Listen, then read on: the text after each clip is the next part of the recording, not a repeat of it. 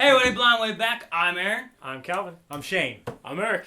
And we just finished watching Star Wars Episode 7, The Force Awakens. Yes, we did. It has awakened. We just indeed. got back. Yes, it did awaken. It was good. I enjoyed it. We're going to spend a couple minutes here going over as far as an overall thought without spoilers. And then once we get further into the videos, we'll start doing spoiler, like detail specific so information. cut off. So you guys are good for a little bit, but once we get further on, we'll let you know when it's going to be spoiler time. All right, let's go down the line, like overall consensus of what you guys thought. You want to just start there and work this way? Yeah, sure. This is really hard to talk about, just because these kind of movies, I mean, this isn't just a movie to me, you know? And this is going to sound really geeky, I don't want it to be, but I knew as I was watching this movie the first time, I love it already. Yeah. Even though there were definitely parts where I was like, strange choice, or, well, okay, I'm not seeing something here that I should be. Other than that, I mean, it's so hard to say, guys. I don't know. Because the plot is so great. You just want to. Well, it's like this is like a child being born to me. Like people hate the prequels. Some people do. I love the prequels because they are my children.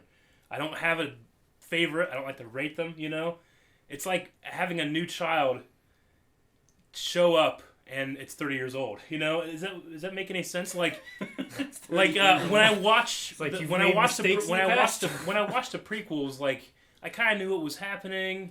I knew how things were going to end because we have the originals. You know, with this, we don't have no idea what's going to happen next. And it's so hard to put into words how I felt about it. Gotcha. But I have so much to talk about, though. So much to talk about. Yeah. All right, Shane, what were your thoughts on it? I loved it. I'm like Eric. I don't like ranking them either. I love the original trilogy. I love the prequels. I love the Clone Wars. I love Rebels. But this was a pretty damn good Star Wars movie. Yeah. It was so well produced. It was so slick. It was so Abrams-esque with the shots. There was so much love. Yeah, there's so much love went into creating the world and making it feel real and lived in. Mm-hmm. Dirty future. Dirty futuristic feel that the original trilogy did so well post fall of the Republic. I have so much to say on as well, like just how well they brought the characters back in a meaningful way, and how they answer questions well. I don't want to get into those questions now, but I loved it. That's all I have to say. Good, Calvin. There were parts of it that I, like what Eric was touching on before, is like you love it so much you don't want to say anything bad about it, or you just physically can't. I've been trying to force myself to find something that I didn't like about it, and just the overall glow, you know, it just kind of overshines everything that I didn't like. Mm-hmm. You know, it's just stuff that I didn't like as much. Yeah, like I love it all. The stuff yeah. Gotcha. I completely agree with that. As far as me, like, I was trying to like figure out like if I had a ranking on how I put the movies, I don't know where I'd put it. I can say that I enjoyed this movie more than I enjoyed any of the Marvel movies, like above like my Avenger movies and like Iron Man's and all that kind of stuff. Like I enjoyed those a lot. Oh, yeah. I enjoyed this one more. Mm-hmm. Now it could be because of my nostalgia for Star Wars and my love for Star Wars to begin with, but I mean I love the Marvel movies almost as much. But this was just so good, and I just enjoyed so much of it. Like, I really don't have, like, It was believable. Yeah. In terms of, like, where the characters are in our lives now. Yeah. I think what I was trying to say earlier is that when I watched the prequels and I watched the original trilogy, Star Wars was already Star Wars. It was there. Like, I already loved it with a childlike wonder, you know? Yeah. Episode 3 came out 10 years ago. May 19, 2005. Right when I graduated high school, a boy. And now I come back to it, a man. And how does me, Eric, the man, watch a new Star Wars movie? I don't know. As a boy?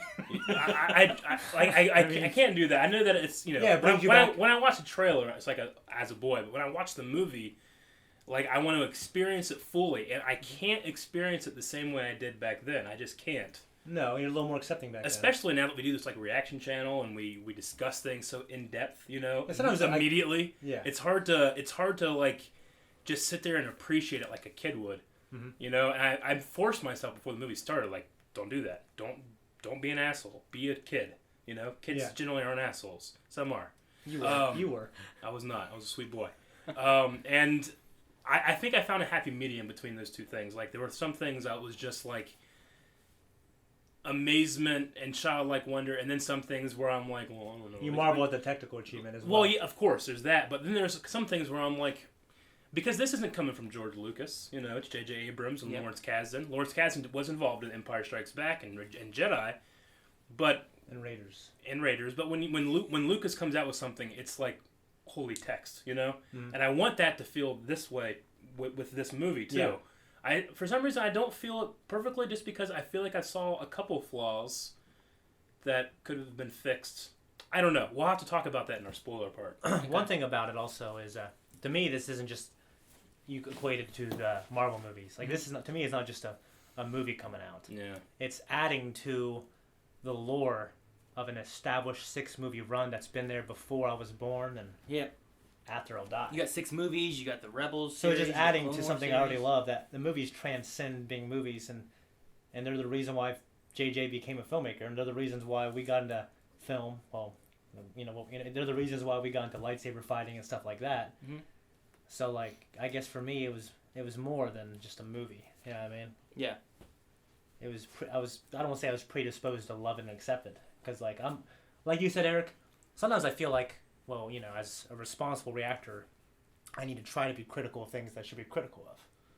And during this movie, I tried to do that, but there wasn't too much to be. If I was trying to be as snobbish as I could, there wasn't too much I could be critical of. Yeah. You know what I mean? Yeah. It was just so well produced. It was so good. The story was great. The characters were great. The effects were great. The world was great. Just great. Good. Yeah, I was just gonna say, like, just to give, just so we don't show that we're just pure fanboys, like, kind of like how Calvin was saying, like, in the unspoiler version, we probably should say something about, like, maybe what's something that you found disappointing, or should we save that for later? I got a list of that. Well, I mean, not specifics, just like in general. I don't feel like in general there was much I found disappointing, except for one thing. I felt like the music was disappointing. Really? Yeah. I enjoyed the music. Well, no, the music was passable and fine, but there wasn't that one theme that defined the movie for me. You're right. There wasn't any Duel of the Fates or Across the Stars or Battle of the Heroes or the main Star Wars Imperial theme, March. the Imperial March, and then the Jedi theme. It was like the only times I ever got invested in the music was the nostalgia music. Like, it didn't really give you a new theme. No, that was you're right. I didn't feel It was like And I wrote that down actually. I didn't feel that way either. I felt like maybe the music was just trying to be serviceable. yeah. tugging on nostalgia strings. I mean, it sounded like transition scenes in Harry Potter sometimes to me. There's one part where I looked at you Yeah. because there's one scene with one tune. I looked at you funny. Yeah. You didn't catch it though. Yeah, I don't know. I mean, were there parts that you thought, music-wise, that you really enjoyed?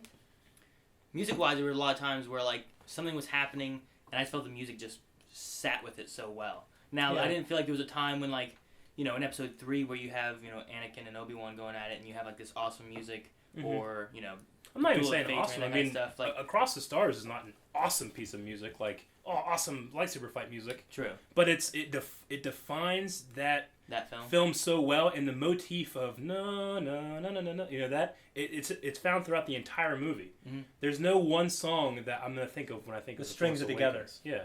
In the original trilogy, what were, like, do you relate a specific song to, like, the original trilogy movies that... Yeah, I mean, do. definitely. I think of the Rebel fanfare for Episode 4, and the ending ceremonial theme, when Yeah. they're marching down. For 5, I think of the reveal of of Luke. Yeah, with I the think father, of the Imperial March a lot. And the Imperial March. Return of the Jedi was that song where Hoth's, the asteroid chase. yeah, we used that for Rivals. Yeah. What was that part when Luke? When Vader's fighting Luke, and Return of the Jedi, and there's that long shot. Yeah, That well, that's music- just the Emperor's theme. That's amazing. I can't think of, like, what was Rey's theme in this movie? What was Snoke's theme? What was... Well, I mean, it's not Game of You know, Thrones.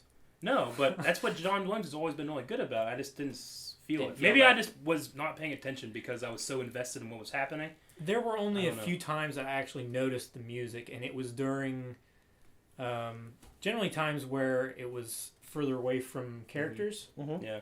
where you were getting more action and stuff like that, and Yeah. you, Or you hear reveal the shots. swells. Yeah, or like countryside and stuff Yeah. like that, but you wouldn't hear the music during the action. Okay. I'm just saying, like, we went to Star Wars in concert, right? Mhm. And when they're playing a song, I know exactly where that song came from in the movie, who it's for, what it's about, everything. But I feel like if I listen to the soundtrack, the only thing I would really recognize would be the things I already know. Like I can't think of any theme. Like I can't hum anything because nothing stood out to me. I mean, it is also the first watching. That's true. When Absolutely, you're right. When we watch all other 6 episodes, we've seen him 20, 30, 100 times. I think Duel of Fates, though, I knew from the first time I watched it. I knew Battle of the Heroes. Well, Battle of the Heroes. That was so good. And Across the Stars, too. I mean, but John Williams was probably the best thing about the prequels, and I say that as a prequel lover. I don't know, maybe, I don't know what to say. I don't want to say anything that's going to offend anybody. I would like to see what our reactions on the music would be after 20 watchings. And having wait 2 weeks and then I'll have yes. times.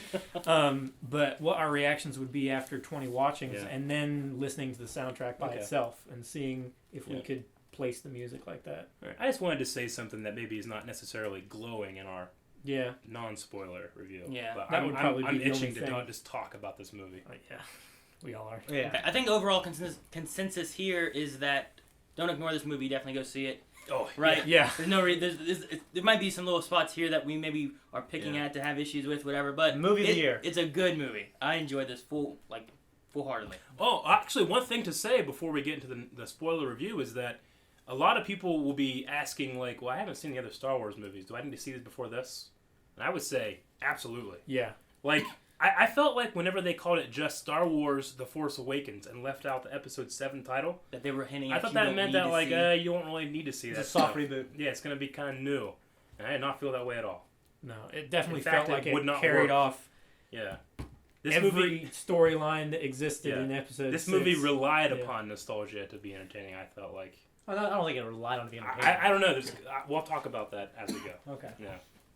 All right. Well, I think from this point on, we're going to dive into some more specific parts of the story, whether characters or situations and whatnot. So, if you're not wanting to hear spoilers and you haven't seen the movie yet, make sure you pause now, go somewhere else, and come back after you've seen the movie. So, what the hell are you doing? Go see it. It's in theaters. Fuck. Good. Yeah. You should have seen it already. I've already seen it twice before you've seen it now. Yeah.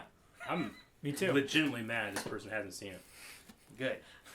Alright guys, that was everything for our non-spoiler review of The Force Awakens. I hope all you guys that have not yet seen it, go and enjoy this film. It was definitely an experience for me. And you'll see why it was such a huge experience, because we sat here for 3 hours after the movie and just talked about everything. I'm not including that in this video because we go into full spoiler mode. We talk about almost everything. I took a notebook with me to the movie, and I have 3 whole pages of notes just on my first screening. I have not yet seen it again. I'm probably going to go this weekend and watch it again just to sit there and enjoy. So following this video will be many videos of that discussion. I'm not going to put it all in one video. I'll probably cut it down so that it does certain themes, certain characters, and stuff like that. You guys can expect the crew of Blind Wave to talk for a very long time about this movie. And one thing to say, just in terms of spoilers, is even I, who have already seen the movie, have seen some spoilers out there on the internet, on Facebook, on Twitter, and stuff like that. It's very important for this movie, guys, that you do not spoil it for the other people. So make sure you guys come back and watch all of those great discussions, because they get pretty in-depth. They get kind of heated. We have a huge passion for Star Wars. As you can see, I'm wearing my Star Wars jacket. I got Star Wars posters, Kylo Ren, the saber up there, the Rancor and Bosk. You can tell that we really enjoy these movies, and they're more than movies for us. So make sure you guys are coming back and watching those. You can do that by hitting the subscribe button and the like button. You can check out blindwave.net. And if you like what we have to say and you appreciate all the work that we do for this channel, you can visit our Patreon, patreon.com/blindwave. All right, so we'll see you guys back here for some very in-depth, very long, and very loving discussions for Star Wars The Force Awakens. And remember, the Force will be with you, always.